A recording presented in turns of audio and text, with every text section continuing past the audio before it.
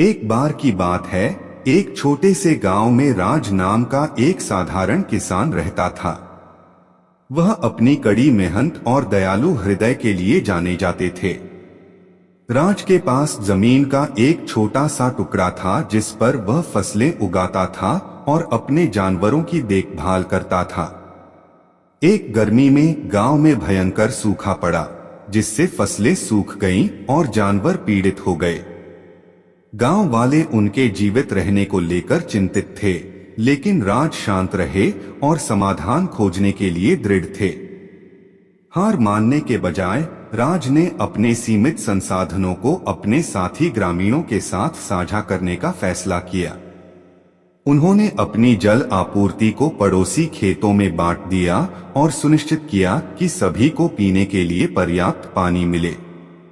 उन्होंने उन जानवरों को भी आश्रय दिया जिन्होंने सूखे के कारण अपने घर खो दिए थे। गांव वाले राज की निस्वार्थता से आश्चर्यचकित थे और उसके कार्यों से प्रेरित थे।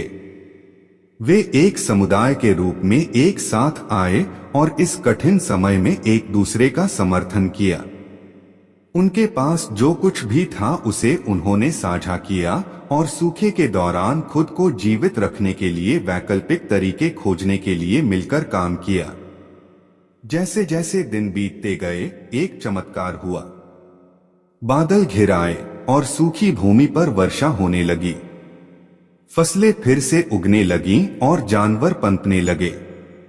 गांव एक बार फिर समृद्ध हुआ। गांव वाले राज की दयालुता और उदारता के लिए आभारी थे। उन्हें एहसास हुआ कि एक दूसरे की मदद करके वे न केवल सूखे से बचे रहे बल्कि एक मजबूत और अधिक लचीला समुदाय भी बनाया। राज किसान की कहानी दूर दूर तक फैल गई, जिससे आसपास के गांवों और उससे भी बाहर के लोगों को प्रेरणा मिली।